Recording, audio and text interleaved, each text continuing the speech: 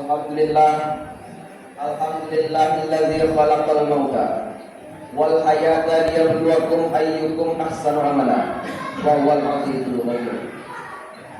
Asyhadu an la ilaha illallah wa asyhadu anna Muhammadan abduhu wa rasuluh alladzi ba'athahu bil haqqi basyiran wa nadhira wa da'iyan ilal haqqi bi idznihi wa sirajan munira. Allahumma sholli ala Muhammad wa ala alihi wa sahbihi wa sallim tasliman katsira. Wa ya ibadallah, usikum wa nafsi bi taqwallah faqad fazal muttaqin. Qala Allah ta'ala fil Qur'anil 'azim, a'udzu billahi minasy syaithanir rajim. Ya ayyuhalladzina amanu taqullaha haqqa tuqatih wa la tamutunna illa wa antum muslimun. Wa qala aidan fi ayatin ukhra, ya ayyuhalladzina amanu taqullaha wa qulu qawlan sadida yuslih lakum a'malakum wa yaghfir lakum dzunubakum wa may yuti'illaha wa rasulahu faqad faza fawzan 'azima. Hadirin sidang salat Jumat yang dirahmati oleh Allah, tidak ada kata yang lebih pantas kita ucapkan kecuali rasa syukur kita atas nikmat yang sangat banyak ini. Terdapat dua nikmat yang tidak mungkin kita pungkiri daripadanya. Pertama, yang ini nikmat sehat. Karena kita sehatlah, sehat badan bugar, kita bisa datang ke masjid ini. Dan banyak juga saudara kita tertentu hatinya ingin datang menjawab panggilan Allah, tapi apalah daya badan mereka lemah, mereka diuji dengan penyakit. Dan yang kedua adalah nikmat iman. Karena imanlah yang mengantarkan kita menjawab panggilannya,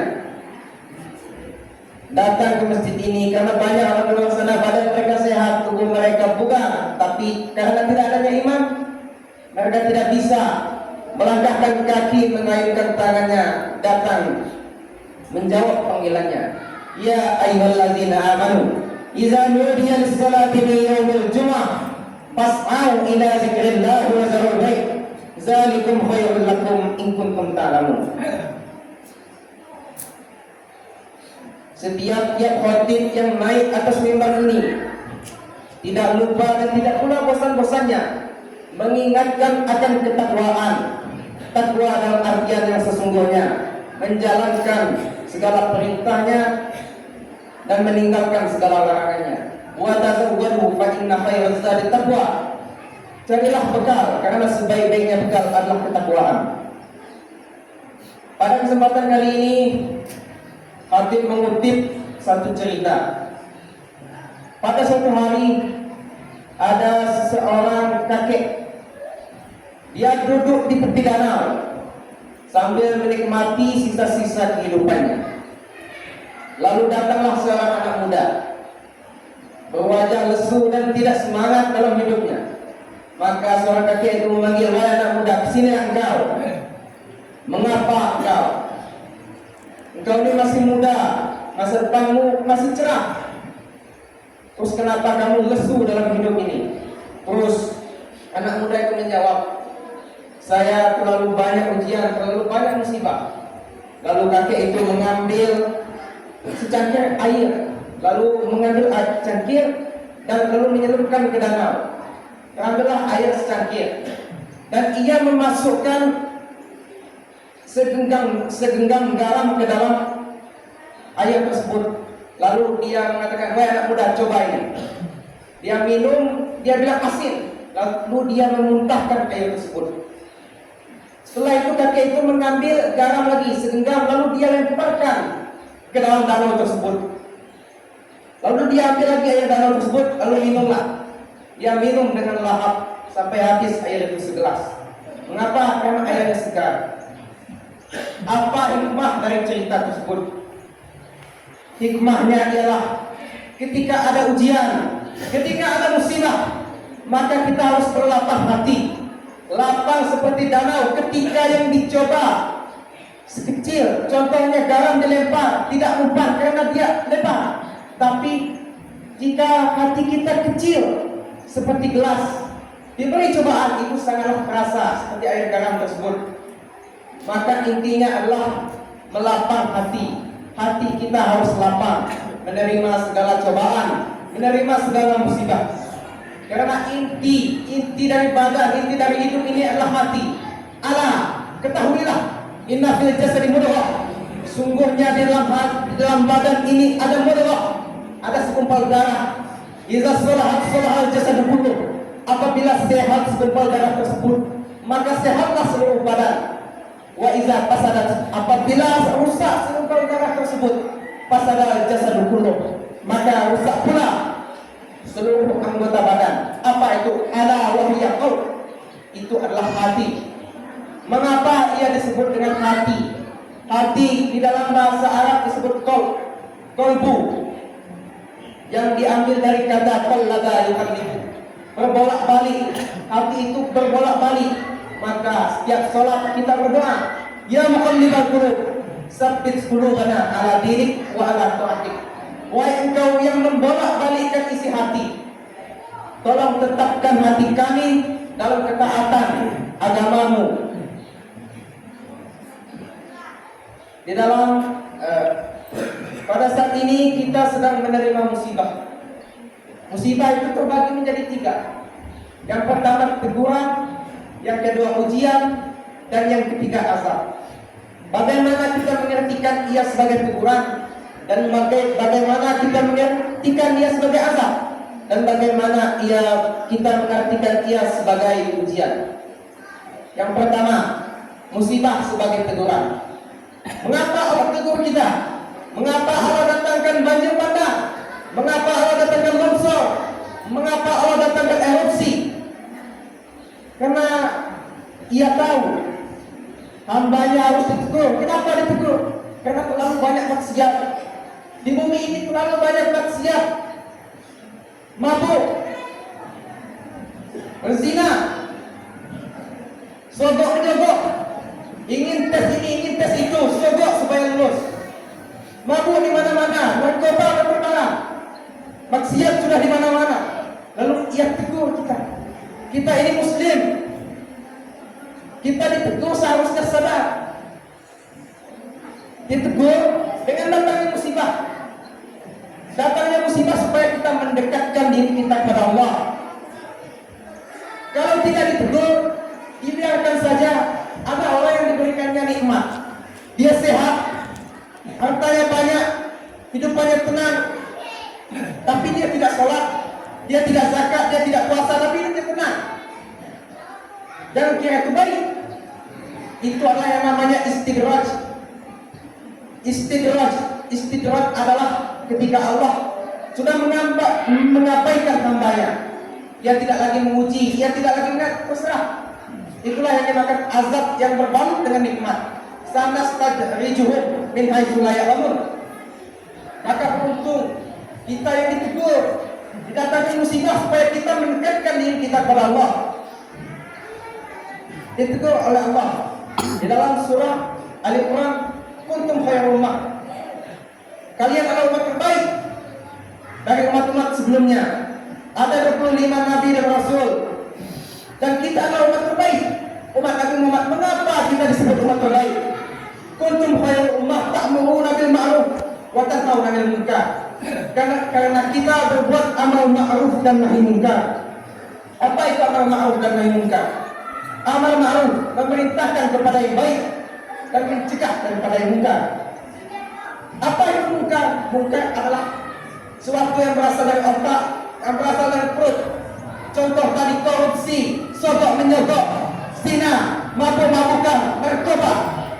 Itu adalah munkar. Itu harus kita cegah. Karena itulah kita sebutkan umat terbaik, karena kita mampu mencegah dari itu. Maka kalau ada melihat yang salah di muka bumi ini ditegur, ajak dia kepada kebaikan.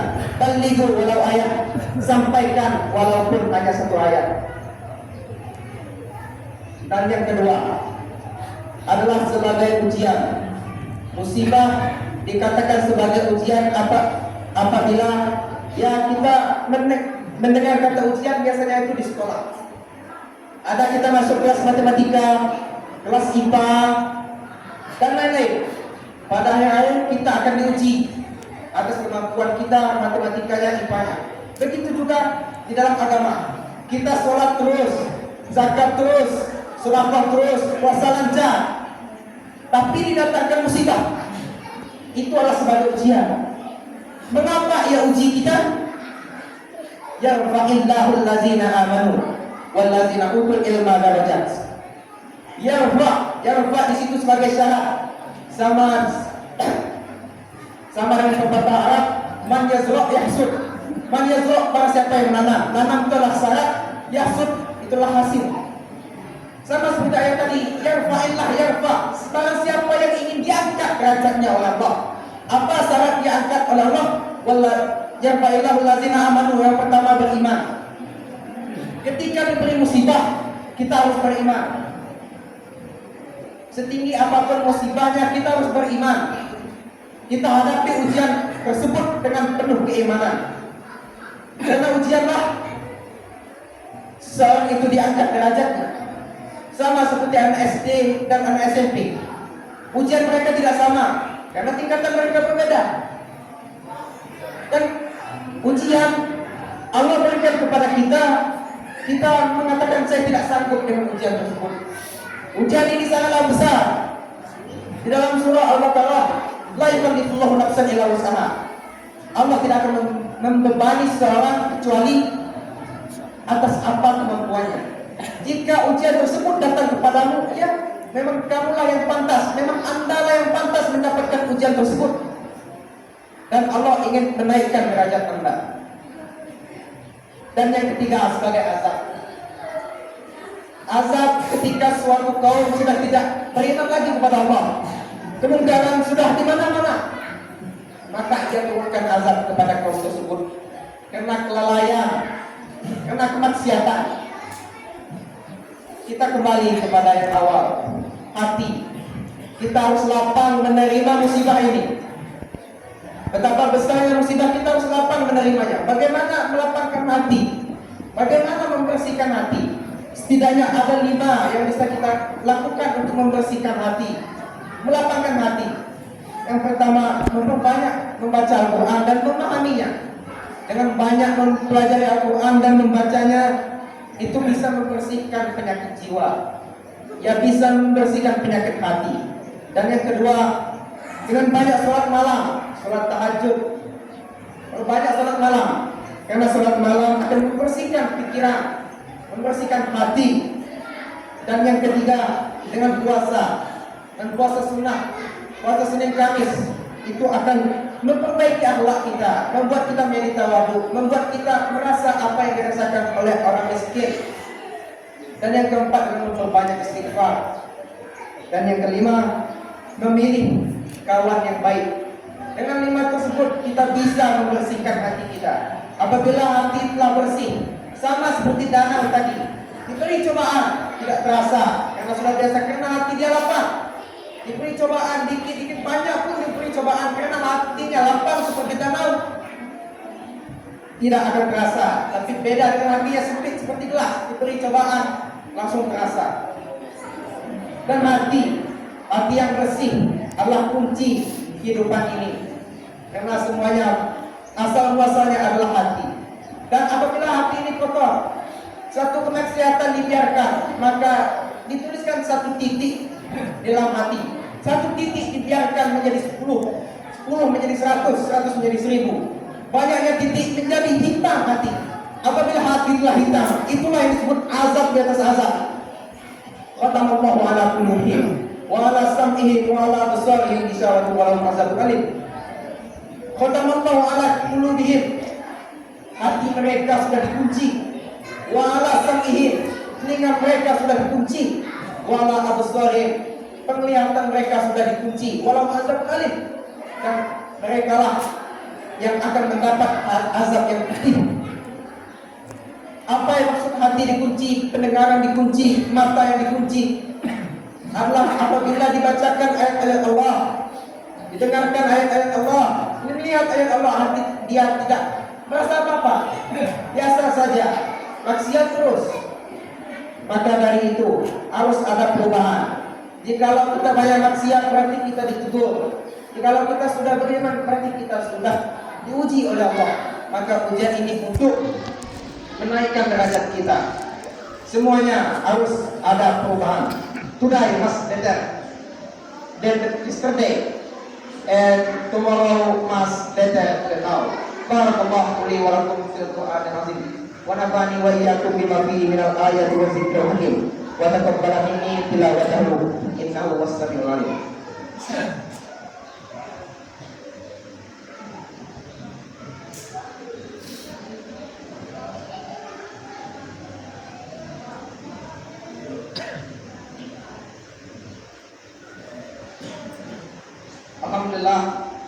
Alhamdulillahilladzi hadana li hada wa ma kunna linahtadiya laula an hadanallah.